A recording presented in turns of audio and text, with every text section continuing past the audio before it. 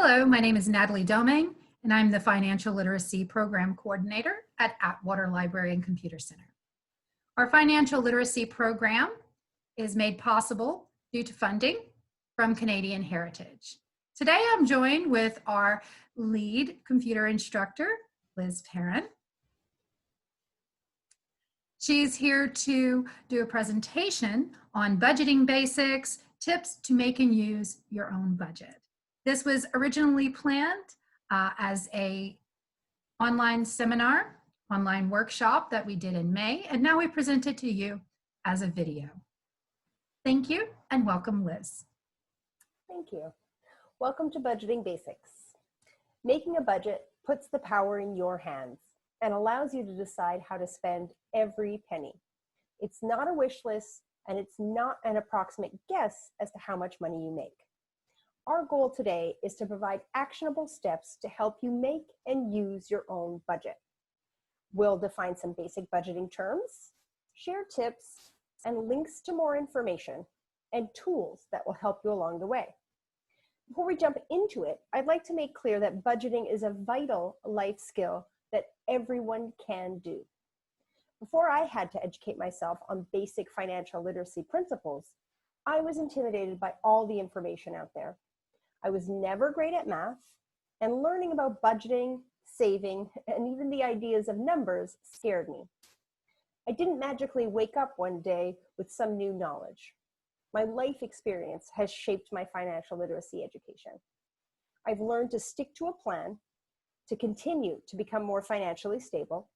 I may make mistakes, and I still make mistakes, and emergencies will arise, and I'll have to change my plan, and that's okay too. Overall, I've learned, and I'm still learning, to break the cycle of fear surrounding personal finance. We can help do that by talking about it, learning about it, and knowing it's not a perfect science. There will be failures, or as I like to think about it, there will be opportunities along the way. That's what failures are, attempts at success. At any age, we can start trying to understand money. Our relationship with money has changed over the course of our lifetimes and will change in different ways in the future. Our financial literacy needs will continue to grow and change. So, if you aren't already living on a budget, the time is now. Let's start with laying the groundwork by understanding some basic budgeting vocabulary. Learning about your personal finances is a lifelong practice. We're doing it right now by watching this video. We are becoming more financially literate. We can learn the skills to create a budget, develop the ability to track spending, learn techniques to pay off debt, and essentially plan for future us. We should educate ourselves, set goals, and pursue them consistently over a lifetime. That's financial literacy and how to become financially literate. Budgeting is an action word, a verb, the thing we're actively doing to take control of our finances. It's understanding how much money is coming in each month and how much money is going out each month. It's the first step to become financially literate. A budget is telling your money where to go instead of wondering where it went. It's a thing, a noun. It's the tool that we're going to use to record and track our finances. And using a budget will empower us to make better decisions now. Budgeting is the first step to financial literacy. A budget includes two different types of lists. Number one, a list of where your money comes from, or income. Number two, a list of where your money will go, the expenses. And then the third step to any budget is calculating the difference between the two.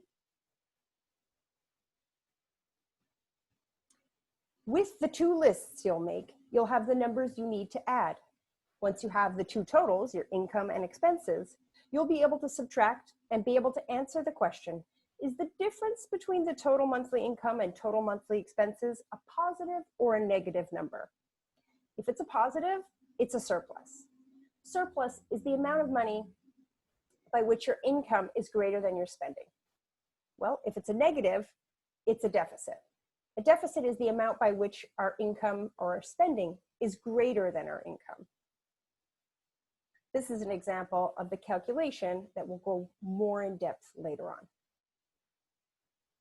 In regards to making a budget, there are two types of income to be aware of.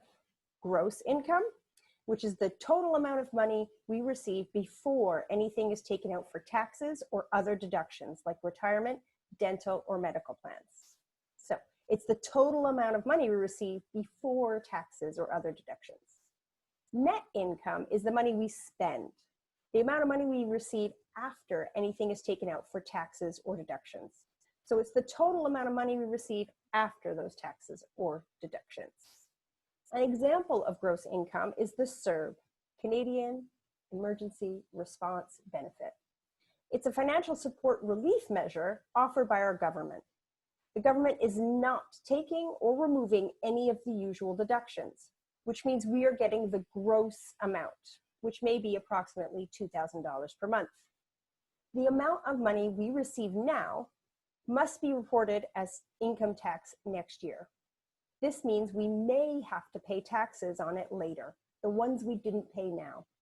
This isn't something to worry about right now. We have to deal with what's in front of our faces first. If money is tight, make sure there's food on the table and the bills are paid. But if you can, think about making your own deductions ahead of next year and include the amount you keep in your budget as savings. To get more information about the CERB, check out the links in the description below this video. The most important thing to remember now is the difference between gross and net income, the amount of money we receive before, gross, versus after, net, deductions like taxes. There are different kinds of expenses too. Expenses are a list of the money spent and where it goes. You should list expenses from all sources, fixed and variable. Fixed are when the amount of money we spend does not change, or at least not by very much, and is spent at regular intervals, perhaps monthly. That might include something like your rent or mortgage, your electricity bill, or your internet bill. Variable or irregular expenses are when the amount of money we spend do change, or maybe a one-time expense, perhaps something like food, clothing, entertainment, medication, or savings. It may not be always possible to budget savings. Especially now, we must take care of ourselves and our families first. Wherever possible, try to set aside any portion of your income for future you, even if that means $1. Future you deserves any kind of break present you can offer. Now we'll take a look at the 3 major steps to actually building a budget. We'll start with planning, which means thinking about why you're creating the budget, deciding on a goal or purpose. At this stage, you'll also collect the specific information you'll need to make the budget. We can get all our information from similar places, but of course the details will be different as we are different people, we get our money from different places, and spend our money differently. This stage is all about figuring out our current financial situation. So at the planning stage, there are only 2 things you got to do. Decide on the purpose of your budget, collect information about your income and expenses. Before anything else, think about your motivations. It's good to define goals before you start the process, since the reasons you're budgeting may impact the choices you make throughout the budgeting process. It's okay if your goals change over time, and in fact, it's normal. Any reason is a good reason to create a budget. As you can see here, we've listed some of the more common reasons to make a budget. You may want to make more informed spending and saving decisions, which would allow you to be flexible and ready for surprise expenses. You might have some long-term goals, like buying a house or a car. This can empower you to stay on track and help you to distinguish between your needs and your wants. Creating a budget may also help stop overspending, which would help you avoid debt. You can save money, save for future you. And if you're like me, it may also help reduce stress. By creating, making, and using my own budget, it helps me to stop worrying and manage my anxiety. Once you have a purpose, or even as you're deciding on a purpose, you need to start researching the facts about your current situation. which means collecting information about your income and your expenses. So where can we find that information? First things first, you can review your bank statements. One good place to start is online from our own bank accounts. You need to know your bank account number and have a unique and strong password. Contact your financial institution for more information on how to access your banking information online. As you're reviewing your bank statements, you want to find the money that was deposited. This would represent sources of income, where our money comes from and how much. These could include Interact e-transfers, things we receive. We may have our government support payments or paychecks deposited directly into our accounts. These would be direct deposit. And also any deposits we've made at the ATM. You also want to find money that was withdrawn. These would represent our expenses, where we are spending our money and how much. These again could be Interact transfers we send. For example, this is how I pay my rent. These could also include a list of debit payments. I use debit to pay for my groceries, whether I order them online or actually go to the brick and mortar store. These could also include bill payments. I pay my mobile phone bill online through my account. And if you aren't already doing this, you should contact your bank to set it up. These could also include withdrawals from the ATM. So again, you're reviewing your bank statements, you're looking for deposits, and you're looking for withdrawals. Another thing you can do, if you have and use a credit card from your bank, you should review your monthly transactions. Look for the date you made payments and how much you paid. Look for what stores you bought things in, the date you bought things, and how much you spent. And as you do your research at this planning stage, you want to write down all the sources of income, the deposits, and a different one for expenses, the withdrawals. As you review your monthly transactions, you'll want to group the expenses into categories such as groceries, utilities, car-related expenses, and so on. Don't forget to include variable or irregular expenses like your property taxes, auto insurance, medical expenses. This is very important, since if you haven't been keeping track of the variable or irregular expenses, you may be spending more money than you think. Another good source of information is reviewing your receipts. Reviewing your receipts is also a good way to keep track of your expenses.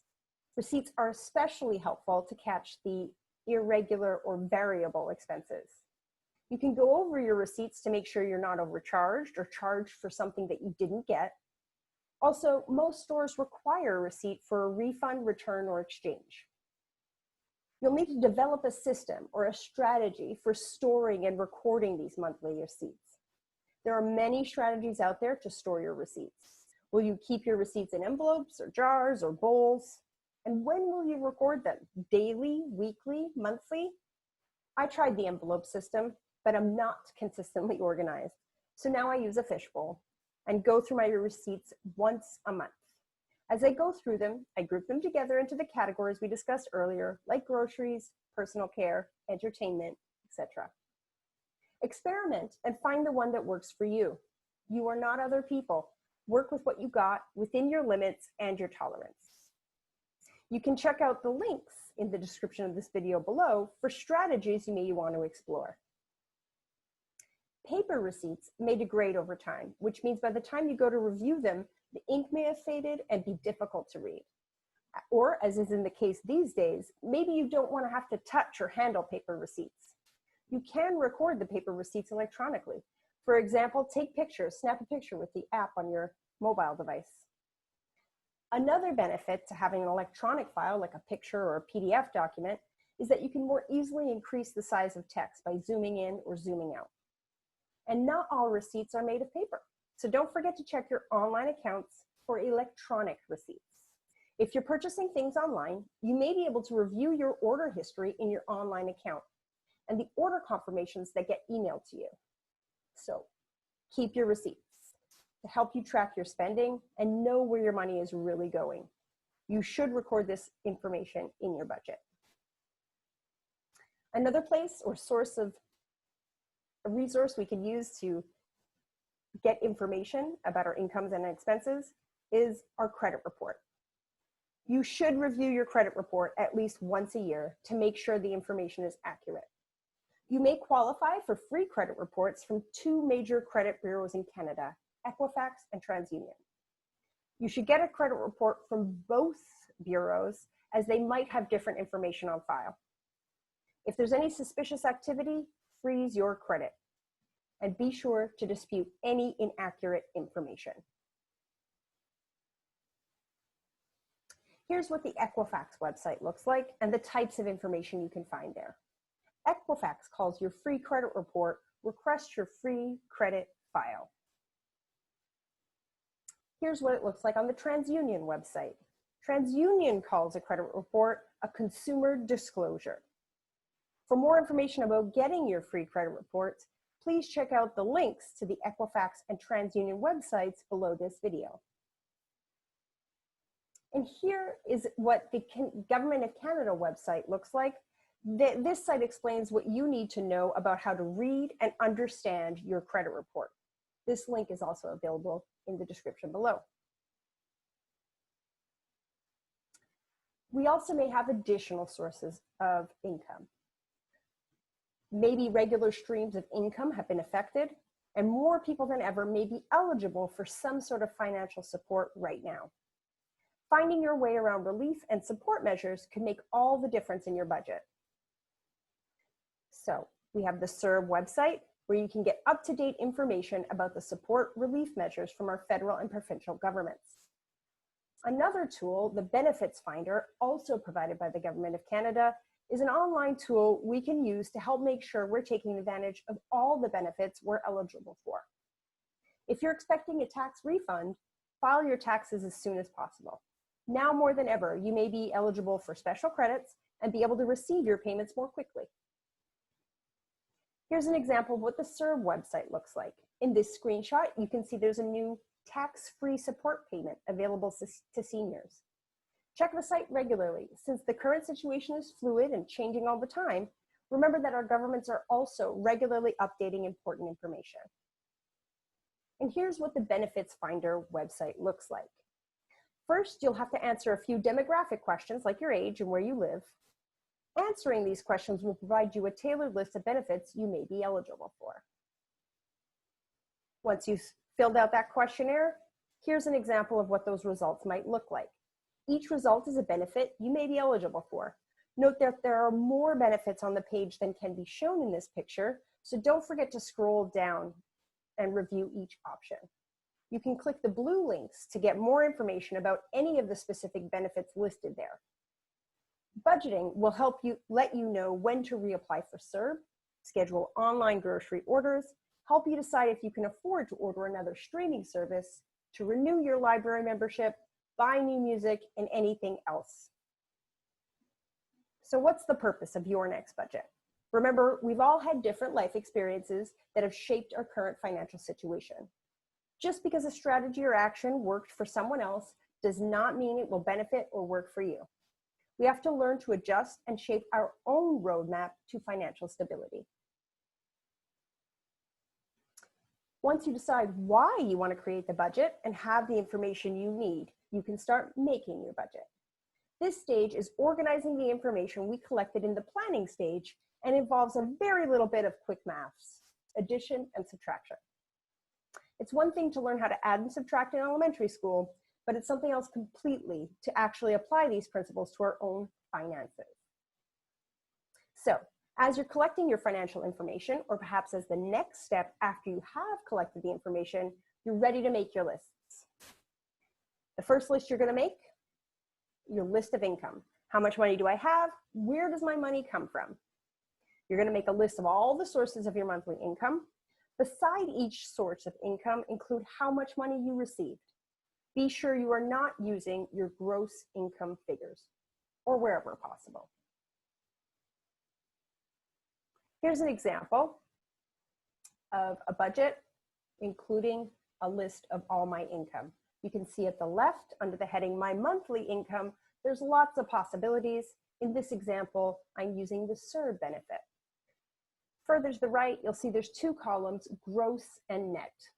So again, wherever possible, try to include the net figures but if it's not possible, make sure you're indicating whether it is gross. The next list you're going to have to make is a list of all your expenses.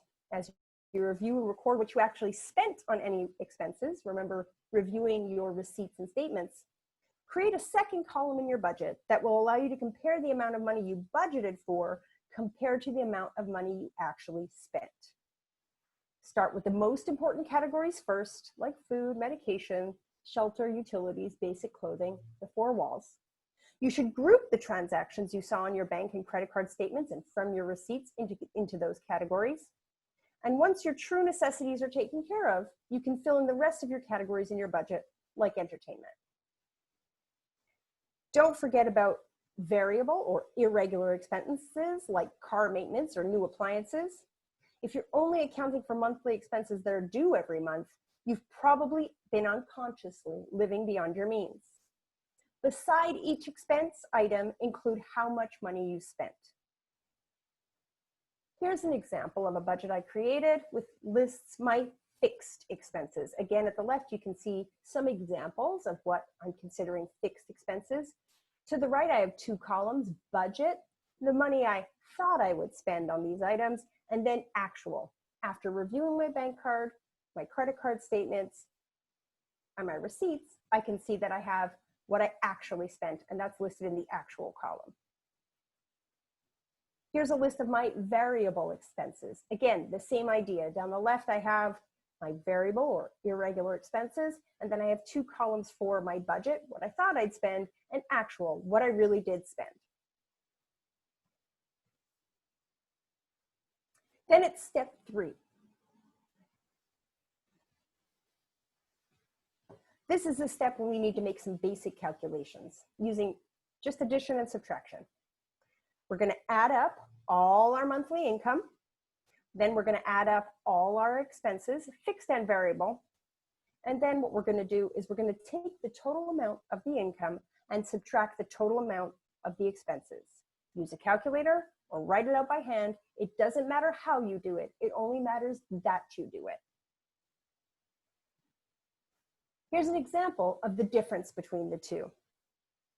Once you're able to do those calculations, you have to figure out whether we have a surplus or a deficit. Remember, a net surplus, we have more income than expenses, or the deficit, we have more expenses than income. If there's a surplus, congratulations.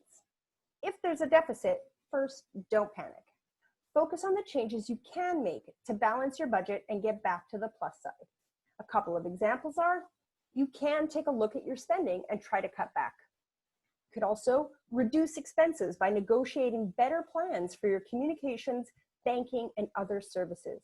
You should contact your service providers to see if you can get better rates. So here's an example of the very first budget I ever did in Excel. Notice I did not break down my expenses. I did not separate the fixed from the variable expenses. As you can see, the yellow number 2. This is just a list of all the expenses. Number 1 is a list of potential income, and number 3 is where I do the calculation, the math. Here's another example. This is the second budget I ever made in Excel. Notice here, I did break down my expenses. I did separate the fixed from the variable. Again, number 1 is the income. Number 2, you'll see there's 2 sheets there, the difference being variable and fixed expenses. Number 3 at the bottom there, that's the math, the calculation. All these templates are available to you if you want them, and you can find the links to these templates in the description below the video. Also in the description below, you'll find a link to an online budget building form provided by the Government of Canada. Here's what that website looks like. It's an online tool that may save you time from having to create or use one of those templates. When you get there, you'll answer a few questions. You'll use the form fields to make your selections. You'll see here, you can click some drop-down arrows and choose the answers that best suit your situation. And then you'll get access to the form where you can fill in your financial details. You can save the information you have entered and come back later to finish. So here's an example of what the form would look like. At the top right, you have the save option, and this is what it looks like. You get emailed a copy of this budgeting form that you've been filling out, and you can access this save form again through that link you get sent to by your email. This is an example of the filled out form. Again, in the description and below this video is a link to a great free online tutorial that will help you to learn and practice making your own budget. This is from gfclearnfree.org, which is one of my favorite websites and online resources to learn many things, like how to use Excel, do a budget, or anything else about my mobile devices like a smartphone or a tablet. It's not all about math. A budget is much more than a collection of frustrating numbers. After you've made your budget, you don't put it away and forget about it. In fact, our budget should be a sort of living document.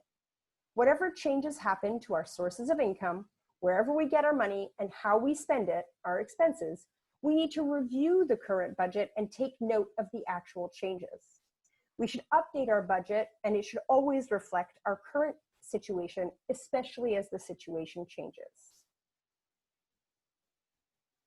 So, while we review the facts about our current situation, the current budget we made, we can use the budget to ask ourselves some questions to keep us connected to and aware of our current situation. Did the amount of money I received change? If yes, I need to track and record the changes in my budget. Did any of my expenses change? If yes, you guessed it, I need to track and record those changes in my budget. Can I afford to put anything extra towards any outstanding debt or savings? The answer here may be a hard no for a long time, like it was and sometimes still is for me. That doesn't mean you shouldn't get into the habit of asking yourself the question. In fact, you need to build this into your reviewing stage. The more you ask, the more determined you'll become to trying to make this happen. Remember that any amount of money put towards saving, just keeping it for future you, is a glorious amount. I often spend only $5 or $10 a month on savings, but it truly helps. If you're changing your budget throughout the month, you're doing it right.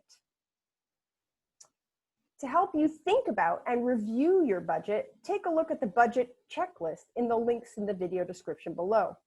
Here's an example of what that looks like. Again, another useful resource provided by the Government of Canada. It doesn't matter if math or technology is not your strong suit. Everyone can get started with keeping their finances on track. Budgeting manually or digitally, there are more ways than ever to record and manage a budget. Start with pencil and paper to create a draft or outline of your budget. I enjoy using my devices, but even for me, every budget starts with pencil and paper. Writing things down can help you retain information and feel connected to your budget. If using a device does not make your budgeting task easier, then don't. You should make a budget. Do not put additional barriers in your way. Stick with the manual tools like pencil, paper, magnifying glass, calculator. If you are comfortable using your device for the budgeting task, you should still start with a pencil and paper anyways to create the draft. Most mobile devices like smartphones, tablets, computers have apps and programs already installed that may help with your budgeting task. Most devices have some apps in common. For example, listed here on all devices, you may have notes, a calculator, a calendar. Specific devices like an Apple device might have other programs or apps like Pages or Numbers. Android devices might have a Google Docs or Google Sheets. And then there might also be different apps and programs for Windows devices like Word, Excel, or LibreOffice. If your device does not have one you need, you can download one from your device's app store. And if you need some guidance or want to help get yourself started, feel free to contact the Atwater Library's Connect Project Help Hub by phone. There are free tools available to use online. In order to take advantage of these free tools, it does require that you have an account. For example, Google or Microsoft. You would have to sign into your account with your email address and password combination. So what we see here is an example of a Google account, which would end with @gmail.com. Any Google account, any email address that ends in @gmail.com has access to these apps that you see right here. And that could be Google Chrome, Gmail, Google Drive, Google Docs, or Google Sheets. Here's an example of what that budget that I've been explaining and looking at earlier looks like when it's opened in Google Sheets, the web app. As mentioned moments earlier, you could also have a Microsoft account, and that could be an email address that ends in @hotmail or @outlook.com. And again, within that account, you have access to web apps. As you can see here, you might have Microsoft Edge, OneDrive, Outlook, Word, or Excel. If you need some guidance or help to get you started, again, please feel free to contact the Atwater Library Connect Project Help Hub. Here's an example of what the same budget looks like in the Microsoft Excel web app. Most importantly, you do have the power. A budget is a tool to manage your money, a plan to spend your money. Budgeting is all about setting a goal and deciding where your money goes. You're going to want to decide on a purpose and develop the vocabulary to help you think about your personal finances. You're going to have to collect information about the current state of affairs, your current financial situation, your income, and your expenses. You're going to need to document and track what actually happened. We suggest what happened in the last 30 days, a month, even longer if you can. Review and revise your budget as needed. Many of us have had and may have to make abrupt and perhaps sudden necessary changes to our lifestyle, behaviors, and attitudes, and our budgets need to reflect those changes. Use anything at your fingertips to keep track of all the information you have and will gather. A couple more extra notes. Remember, everyone will grasp concepts and understand information at different times and at a different pace. It's not about knowing it all right now. It's about starting your budgeting process and developing your strategy, which includes working at your own pace. But this also means you have to get it done. It may feel like there's never a good time to start. So you may have to push yourself just to start. Start with any part of the budgeting process you can handle. It doesn't really matter what order you do this in. Planning, making, and reviewing your personal budget is going to uncover the reality of your situation, and the reality may not be what you expected. Try to remember that especially when your situation is not what you want or expect, it's still okay. We have to deal with the facts. We have to learn to tell ourselves that making and using a budget is a worthwhile activity and is more important than ever to continue. Use your budget to guide your spending, and you will get ahead. You can build the skills to control your money rather than your money controlling you. Thank you. Thank you, Liz, for that wonderful presentation. I just wanted to also say thanks again to the Government of Canada, Canadian Heritage for making this possible. And to any of you who have any questions after viewing this, please feel free to contact the library at the number you see on the screen, or you can simply email me if you have any financial literacy questions. We'll do our very best to answer them. And if we can't, we will certainly point you in the right direction. Thanks again, Liz. Thanks for watching. Stay tuned and stay in touch.